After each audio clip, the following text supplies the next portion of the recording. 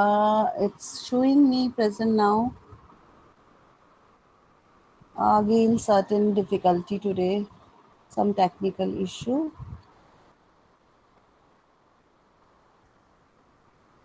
I think you people stay here. I'll just join back again. Let me rejoin.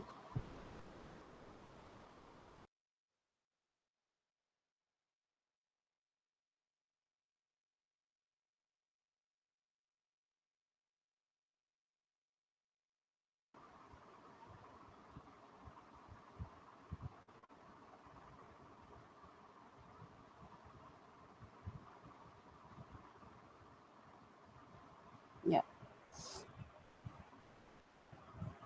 Now you are able to see the screen. Yes. Yes? Yes, ma'am. Okay. Yes, ma'am.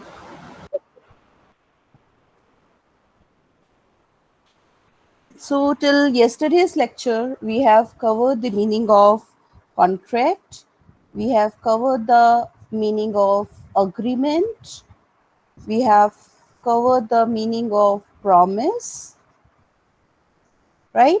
And we have discussed that how the agreement can be become the contract. What are the major essentials which are required for an agreement to become the contract? Now, when we talk about the definition of the contract, we say an agreement enforceable by law is a contract. And in an agreement, we have already discussed that in an agreement, we require two or more persons. We require legal obligation, wherein we have differentiated it with the help of the examples between legal obligation and social obligation. And the third one, we have discussed about the consensus ad idem. So these concepts are, I hope, clear to all of us.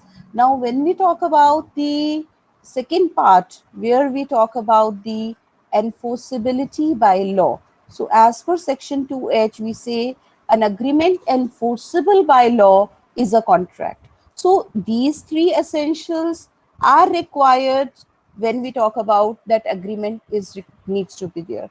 तो अगर agreement में इन तीनों essential में से किसी में flaw होगा तो वो अग्रीमेंट कॉन्ट्रैक्ट नहीं बनेगा but along with this agreement enforceability by law is required आपने कॉलेज में एडमिशन ले लिया that is not sufficient along with the admission you are required to attend the classes you are required to submit the internal assessment you are required to fill the examination form you are required to sit in the exam you are required to clear the exam so along with the admission these things are required and in the admission formalities you are required to fill all the documentation you are required to submit all your originals and the other details you are required to deposit the fee so these are the requirements here so this way we require the admission and these formalities are required to complete the admission process and then the to have the degree we are required to do other related activities for the particular course then you will become the eligible to get the degree and the mark sheet for the particular course similarly when we talk about the contract it says that an agreement enforceable by law is a contract तो एक agreement को contract बनने के लिए एक basic essentials उसके meaning of agreement clear होना चाहिए as well as enforceability by law की जो एसेंशियल्स हैं which are given under section 10 of Indian Contract Act वो आपके अवेलेबल होना चाहिए so there are 9 essentials given under section 10 of Indian Contract Act which makes a particular agreement enforceable by law. तो अगर इनमें से कोई भी essential element missing होगा तो वो कॉन्ट्रैक्ट को वैलिड कॉन्ट्रैक्ट को फॉर्म नहीं करेगा और अगर वैलिड कॉन्ट्रैक्ट नहीं होगा तो इंडियन कॉन्ट्रैक्ट एक्ट के रूल्स अप्लाई नहीं होंगे हमारे पास इंडियन कॉन्ट्रैक्ट एक्ट के अंदर जो रेमेडीज अवेलेबल है वो हमारे पास अवेलेबल नहीं होंगी सो एनफोर्सेबिलिटी बाय लॉ के अंदर सबसे पहला एसेंशियल एलिमेंट आ जाता है intention to create legal relationship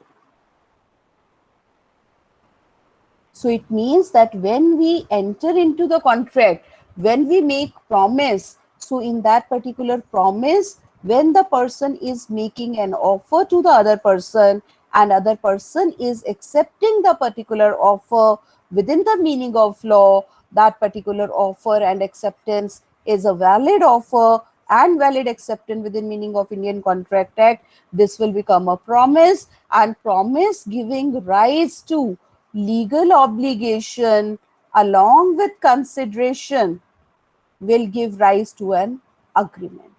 Along with consideration will give rise to agreement. So if you see the definition of contract, contract definition is an agreement enforceable by law.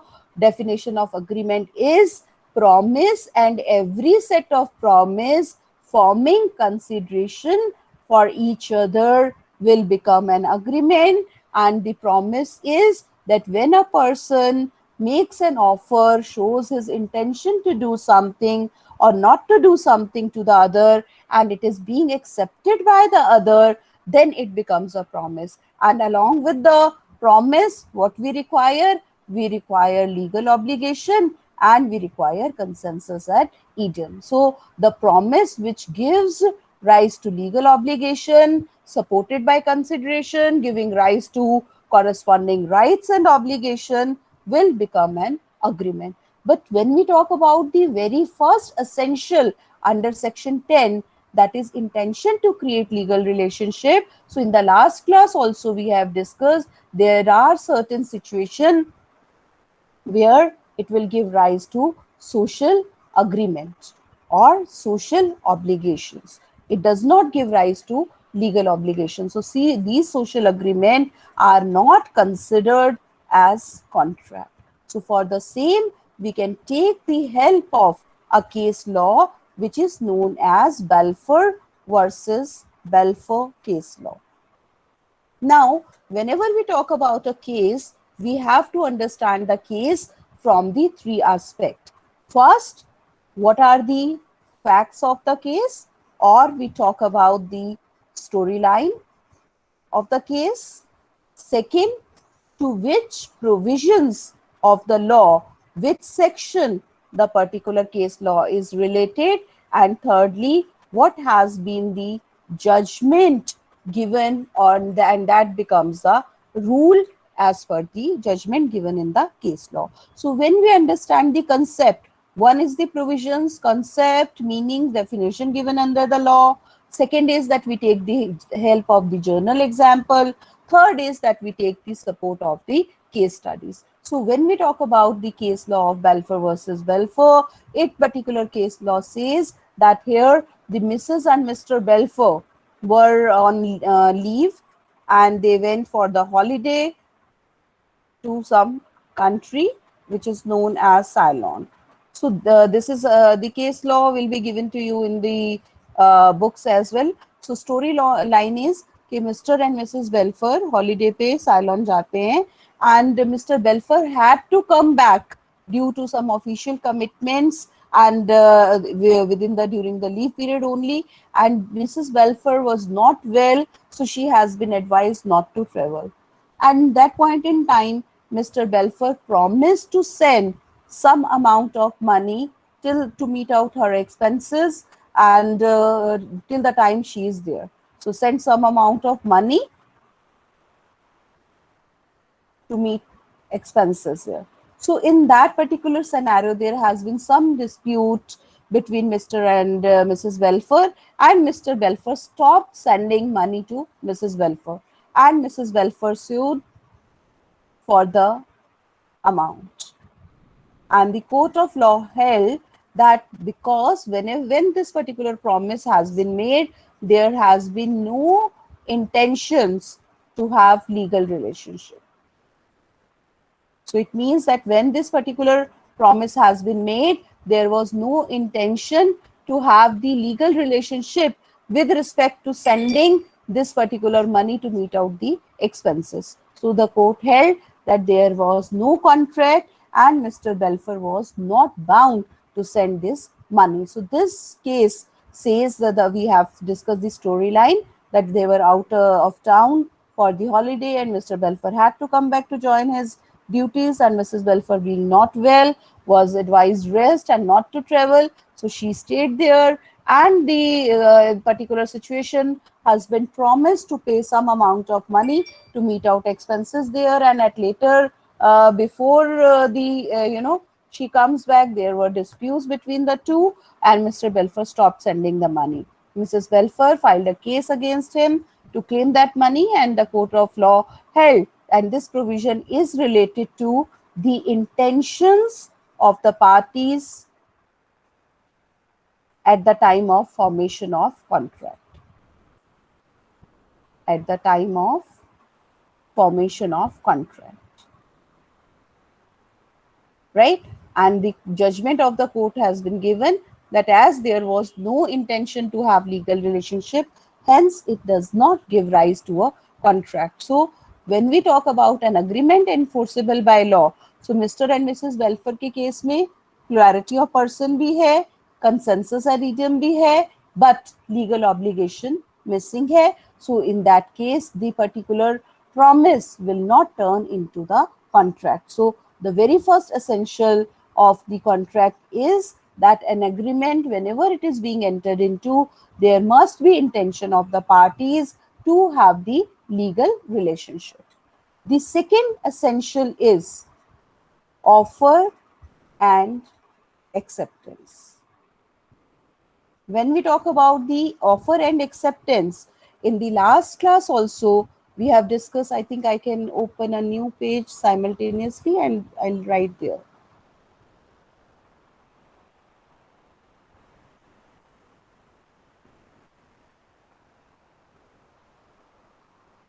So in the last class also, we have discussed about the offer and acceptance, wherein we have discussed as per the Salmon explanation that the contracts have its source from agreements. Contracts have its source from agreements, and the agreement has its source from promise, and promise has its source from offer and acceptance.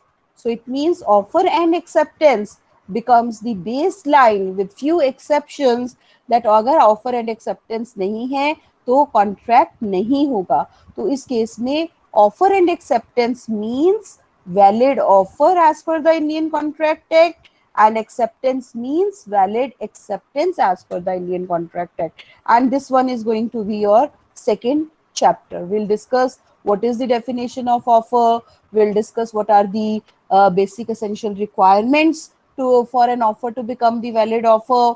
What is the meaning of acceptance? What are the rules of valid acceptance? How offer and acceptance are related? When the offer can be communicated, can be taken back? What are these different circumstances? We are going to discuss in this particular chapter. So the second essential of a contract is offer and acceptance, and there is only one exception जहां पर बिना offer और acceptance के भी contract होता है. उस exceptional situation को कहते हैं क्वाजी कॉन्ट्रैक्ट, जो हम स्पेशल कॉन्ट्रैक्ट्स के अंदर में पढ़ेंगे. तो इसके अंदर ऑफर एक्सेप्टेंस नहीं होती.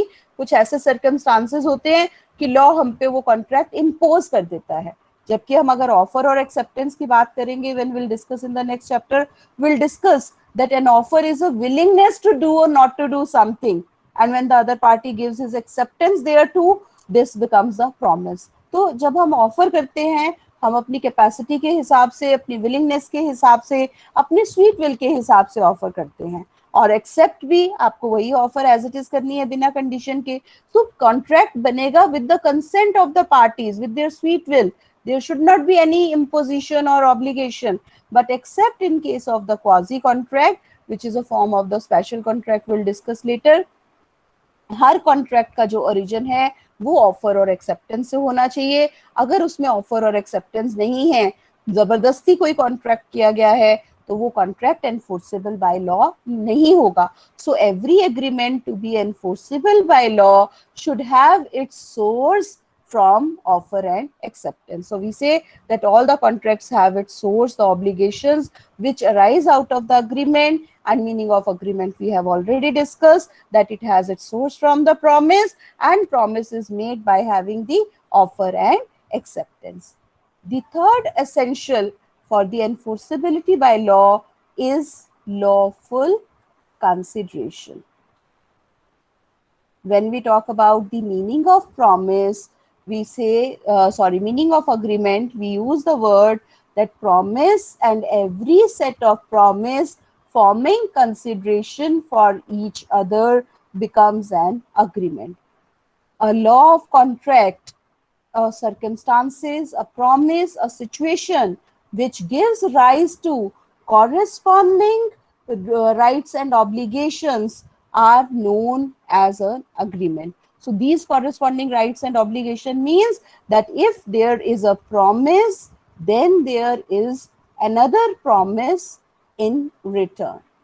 For example, you got your phone recharged, so you have made the payment, and the service provider have the right, have the duty to credit the data pack or the calls or the, you can say, the other facility which you have opted for in lieu of that. If you have purchased something, it is your duty to make the payment, and the item which is being purchased by you, the seller has the duty to give you the ownership and the possession of the same. So in every situation, in every agreement, there is going to be the promise in return of that promise, and both the promises are required to be performed. And if not performed, the other party has the right to go to court of law and can sue the other party to demand performance or to get compensation for the non-performance. So consideration hone chahiye, but it should be lawful. So this is going to be your third chapter, wherein we are going to discuss कि consideration की क्या requirement है, किस form में हो सकती हैं, when it will be considered lawful, क्या हमारी एडिक्वेट होनी चाहिए कंसिडरेशन, या कोई सिचुएशंस ऐसी भी हैं जहां पे हमारा बिना कंसिडरेशन के भी वैलिड कॉन्ट्रैक्ट होगा.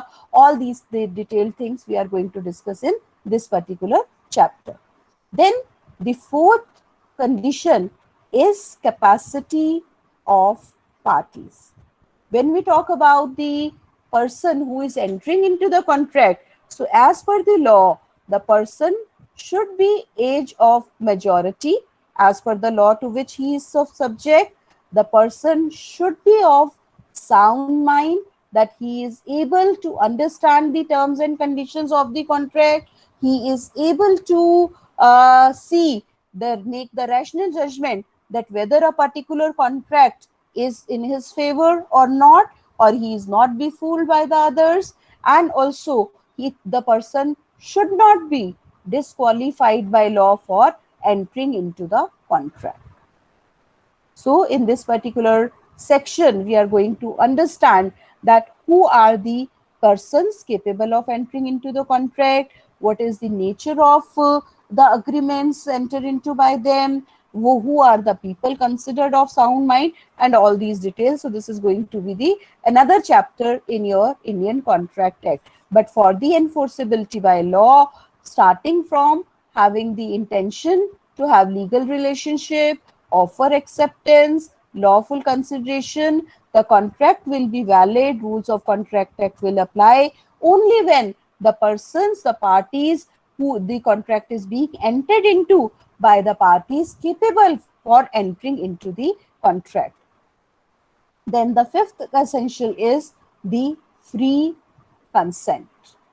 When we talk about the free consent, it means, as we have discussed, that a person who is going to make the offer, show his willingness to do or not to do something, and it is being accepted by the other, is going to give rise to a contract, will be enforceable by law. So the consent of the party should be free. There should not be any, we can say, the pressure, physical or moral, to enter into the contract. So if he, under what circumstances such pressure is considered valid, under what circumstances his consent is said to be free, under what circumstances the party has the right to set aside the contract. All these things will be discussed in this particular head. So we say that a person consent is said to be free when it is not affected by coercion, undue influence, fraud, misrepresentation, and mistake. So these are the meaning of law which we'll be discussing in detail. That what do we understand by coercion, undue influence, fraud, misrepresentation, and mistake. So here we just need to make ourselves familiar with these terms कि free consent अगर होगी तो contract enforceable by law होगा, अगर free consent नहीं होगी तो contract enforceable by law नहीं होगा. और free consent कहाँ होगी? जहाँ पे जो आपका consent है पार्टी की वो इनमें से किसी भी एलिमेंट से affected नहीं है, then the consent is said to be free consent. अगर इनमें से किसी से भी अफेक्टेड हो जाती है तो वो कंसेंट फ्री नहीं कहलाएगी. तो सिर्फ हमें यहाँ पर टर्म्स के नाम अपने आप को फेमिलियर करने हैं कि if the consent is affected by coercion, undue influence, fraud, misrepresentation or mistake, then the contract is not enforceable by law. So all these details we are going to discuss at later stage when we'll come to this chapter. तो contract act में ये 5 chapter हैं जो हमें पूरी detail में अच्छे से समझनी है कि कॉन्सेप्ट को. Remaining concepts are very simple. In continuation, I'm going to the 6th point, which is again very simple. So you can, if you are making notes, तो आप अपने उसी चार्ट में ऐड कर लीजिए. Yes, बेटा. Can you show the first 3 points? Yes, बेटे. Definitely.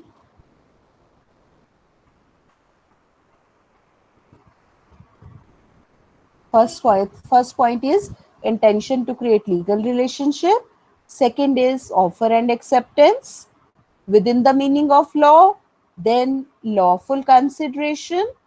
Then capacity of parties. And then pre-consent. Okay? Can we move further? Ma'am, I had a What doubt. was the second point? Oh, second point is offer and acceptance. The person should have given the offer and the other person should have given the acceptance. In the next page we have discussed that when we are talk about the source of a contract, the source of a contract is from agreement, agreement comes from the promise, and promise comes from the offer and acceptance. Right? Yeah, let me take a pause here. There are some queries. Yes, Vita, please go ahead. Ma'am, could you please explain the third point of agreement? That is lawful agreement, consensus or idiom? Yes, ma'am. Okay. Beta, when we talk about consensus ad idem, it says that when the parties are entering into the contract, then the parties should have agreed upon on the same thing in the same sense at the same time. Right? The example which we have shared yesterday was of Maruti and Sentro. कि ए के पास 2 cars है, एक मारुति और एक सेंट्रो. ए ने simple statement बोली कि I want to sell my car for ₹1,50,000. B said yes, I am ready to buy your car, and B never knew that A owns Maruti car as well. B is buying, giving his acceptance considering he is buying the Sentro car. A is making an offer considering he is selling the Maruti car. So subject matter in the mind of both the parties is different. So it means there is no consensus. And as per law, it is said that if there is no consensus ad idem, then there is no contract. So for an agreement to become the contract, the agreement should possess all the 3 characteristics. That is, the promise to be made by some other party. Secondly, it must give rise to the legal obligation. Thirdly, there should be consensus ad idem. So there should not be any kind of mistake with respect to the subject matter while entering into the contract. Right, Satyam? Okay, ma'am. Thank you, ma'am. Okay. So can we continue? Yes, please. Yes, ma'am. Okay. So now in continuation, if we say the first 5 points we have already discussed. First 5 points we have discussed: intention to have legal relationship. We have discussed the offer and acceptance, which should be valid offer and valid acceptance as per the meaning of law. There should be consideration. We have discussed that every promise forming consideration for each other becomes an agreement. Then the party with whom you are entering into the contract must be capable of entering into the contract. तो अगर हम कोई contract minor के साथ करते हैं, the person who is of unsound mind, वो enforceable by law नहीं होगा. And when the parties are entering into the contract, there should not be any kind of pressure. The consent of the party should be free. Here we can, in the free consent, we can take the example that A on the point of gun have compelled B to sign the property papers and transfer the property in the name of A.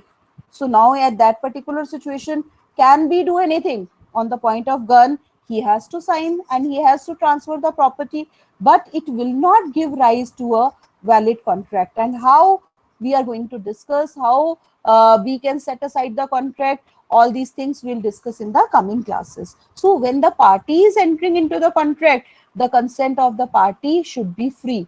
If we say that the consent is obtained by fraud, so you have been given, you have purchased a phone and a pack box is being given to you. You have selected the model, you have made the payment, and the pack box is being given to you. But when you open the box, that box was either empty or was carrying some other model which is mentioned on the particular box. So you can go and you can return back the particular product. You can claim back your money because there has been the fraud. The model suppose is saying that I have purchased a phone which is i11, and the model inside, outside the box, it is written i11, and there is the i6 or i7 model is being packed in that. So it is a fraudulent transaction. So this particular situation, on many more transactions we come across on daily basis. So this particular paper will enable us, will give us the knowledge about our rights as well, that under what circumstances the particular circumstance is enforceable, and we can exercise our right. So if there is no free consent, consent is affected by that, so this particular contract is not enforceable by law. And what are the rights of the party, how they can set aside the contract, all these things we'll be discussing in detail when we will come further in the coming classes. Then after free consent, there comes the requirement of lawful object. When we talk about lawful object, we are talking about the subject matter of the contract which is to be entered into. तो किस चीज के लिए आप enter कर रहे हो, that object should be lawful, then only it is enforceable by law. So if A says to B that you kidnap C's son, I will give you 5 lakh rupees. So now B has done the kidnapping and A has refused to give the payment. So can B go to court of law and can claim this 5 lakh rupees कि मैंने अपना काम कर दिया, now you need to fulfill your promise, you are bound to perform your promise? No, because the particular object in the particular situation, particular promise is not lawful. So for the enforceability by law of a particular transaction, the object needs to be the lawful, the subject matter should be the lawful, it should not be unlawful. And what is the meaning of unlawful? Under what circumstances it will be regarded as illegal? This we are going to discuss in detail in the separate chapter of lawful object. Then another condition says that agreement expressly not declared void. Now, the technical term void says not enforceable by law. तो कुछ situations ऐसी होंगी जो law ने पहले ही बोल दिया कि वो एनफोर्सेबल बाय लॉ नहीं है, और अगर हम उससे रिलेटेड ही अग्रीमेंट कर रहे हैं तो it means that particular situation is not going to be the contract at all. तो अग्रीमेंट जो to be enforceable by law, the agreement should not be expressly declared void. कि अगर हम कह रहे हैं कि एक कॉन्ट्रैक्ट, एक अग्रीमेंट है, उस अग्रीमेंट को हम कह रहे हैं should be enforceable by law, तो इस एनफोर्सेबिलिटी बाय लॉ में उसमें intention to have legal relationship होना चाहिए, उसमें ऑफर एंड एक्सेप्टेंस होना चाहिए, कंसिडरेशन लॉफुल होनी चाहिए, पार्टीज केपेबल होनी चाहिए कॉन्ट्रैक्ट में, और कंसेंट भी फ्री होनी चाहिए, उसके साथ साथ ऑब्जेक्ट लॉफुल होना चाहिए, और वो पर्टिकुलर सब्जेक्ट मैटर जो पार्टीज ने डिसाइड करना है वो पहले से ही not enforceable by law declared नहीं होना चाहिए. अगर वो उस लिस्ट में फॉल करता है तो वो एनफोर्सेबल बाय लॉ हो ही नहीं सकता. So for an agreement to be enforceable by law, agreement should not be expressly declared void or should not fall in a particular list. For example, if you are doing a regular course, so there is consideration that you should not be enrolled in another full-time course, right? So if you are enrolled in two full-time courses, regular courses at a time, so one will become invalid, one will not be enforceable by law. So if it is declared that agreement is expressly declared void and you are entering into the contract related to that transaction only, then such transaction is not going to be enforceable by law. And last is certainty and possibility of performance. It means कि जिस भी subject matter के बारे में हम contract कर रहे हैं वो सर्टेन होना चाहिए और capable of being made certain होना चाहिए. अगर किसी वेग टर्म के लिए हम एंटर कर रहे हैं then this particular situation will not give rise to a contract.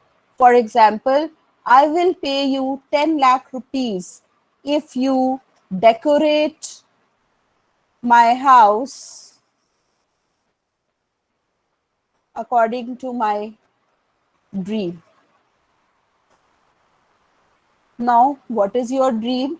Whether it is quantifiable or not, whether there are any specifications shared by you in the contract or not. So this statement is very general that you decorate my house according to my dream and it is not capable of being made certain.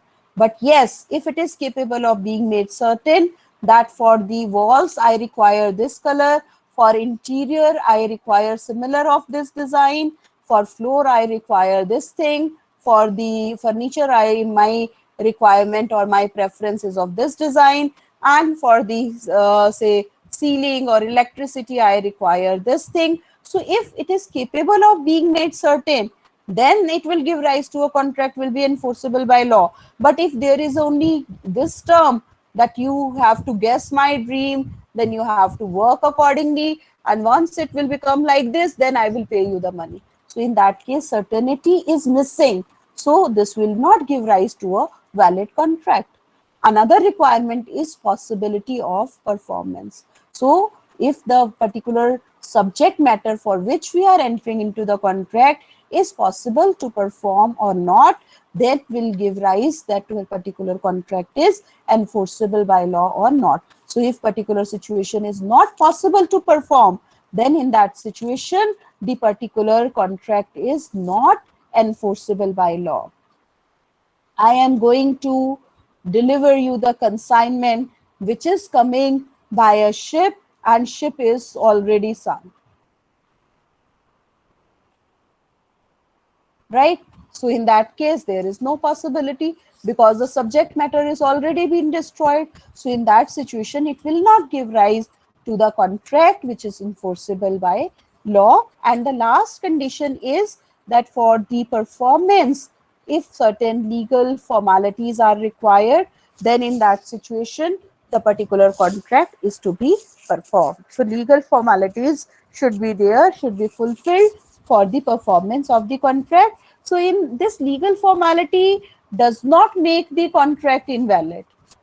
If the legal formalities can be, for example, initially it was not written, it was verbal, or initially it was not registered, or there certain signatures or certain stamping etc was missing, and this can be done later on, so it will give rise to a valid contract. So legal formalities just does means that for the we can say that the applicability for the performance requirement, if certain legal formalities are required, then these needs to be fulfilled. So if we talk about that you have taken the admission and somehow your domain ID as GGSCC domain ID is not working, then you can join the classroom from other ID, but the condition being that you satisfy the requirement that you are the student of the college. Similarly, if you have joined certain course, so for that particular course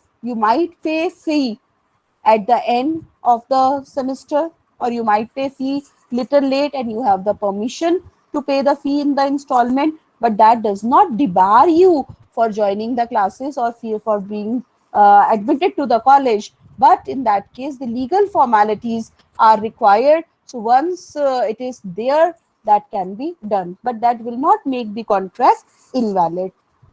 So for that reason, we say that legal formalities are required. So let me go to the presentation, and quickly, if you say we can discuss it, it will take 5 minutes only. Till the time, if you have any queries, we can discuss your queries.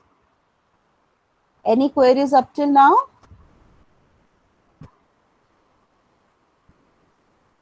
Yeah, I'll be just quick in discussing the slides. I hope presentation is visible to all of you. Yes, ma'am. Okay, just switching over the slides. We'll come to the essentials itself. Okay, if you see agreement plus enforceability, agreement is defined under section 2, subsection E. Every promise and every set of promises forming consideration for each other as per section 2, subsection E of Indian Contract Act. तो promise भी आ गया, promise के अंदर offer acceptance भी आ गया, plus consideration भी आपका इसी में cover हो गया. Promise is when a person to whom proposal is being made and the other person has given the acceptance, then the proposal is said to be promise. So it means agreement is an accepted proposal. So for an agreement, there should be offer and there should be acceptance there too. So this we have already discussed, that the proposal gives rise to promise along with the consideration, gives rise to agreement, and agreement legally enforceable होते हैं तो वो contract हो जाते हैं, और legally not enforceable होते हैं तो वो void agreement आ जाते हैं. इसकी डिटेल हम classification of contracts के अंदर डिस्कस करेंगे. For the enforceability, we have discussed already that the word contract is the agreement enforceable by law. And also we have discussed that in the fourth point, we can say that law of contract is concerned only with those obligations which arise out of an agreement. So offer and acceptance का source भी आपका आ गया. Essentials में क्या requirement है? Intention to create legal relationship होनी चाहिए. Free consent of parties is necessary. Capacity of party is required. Lawful consideration and lawful object should be present. Essential elements में first हमने discuss किया था Balfour versus Welfare, intention to have legal relationship. Second is offer and acceptance. So there must be two parties and the parties must make an offer and the other person must accept the offer. This one we have already discussed. Then capacity of parties. The parties to the agreement must be capable of entering into the valid contract. The person who is of the age of majority, is of sound mind and is not disqualified from contracting by law is considered as capable of entering into the contract. Then lawful consideration. Consideration means something in return. So it should be lawful. This much you can understand here. Related other things we can discuss in the next class. Then free consent. Free consent is considered to be free when this is given not affected by coercion, undue influence, fraud, misrepresentation, or mistake. So for that thing we have to understand. When we talk about lawful object, so lawful object means कि जो भी subject matter हमारी parties decide कर रही हैं contract करने के लिए, वो सब्जेक्ट मैटर का उसको राइट दिया है कॉन्ट्रैक्ट एक्ट ने that this is to be decided by the parties, but whether it will be enforceable or not, it would depend upon that whether the circumstance exists as a contract or not. So for that particular thing, the particular object should not be illegal, should not be immoral, and should not be opposed to the public policy. So it will be enforceable by law once it is with respect to the lawful object. Then the essential element is agreement not declared void. Not declared void means कि पहले से ही law ने उसको and not enforceable by law declare नहीं किया है, तो अगर वो उस लिस्ट में फॉल करेगा तो उस केस के अंदर वो enforceable by law नहीं होगा. Then certainty and possibility of performance. So the agreement should be certain, should not be vague or indefinite. If it is vague or it is not possible to ascertain the meaning, it cannot be enforced by law. So here we have discussed the example of decoration of the house as per the dream. So it is very vague term. But if the specifications are given, the out of the sample design, the designs are selected, so it will become certain. And possibility is with respect to the whether it is possible to perform or not. Consensus ad idem we have already discussed. Mind in full and final agreement.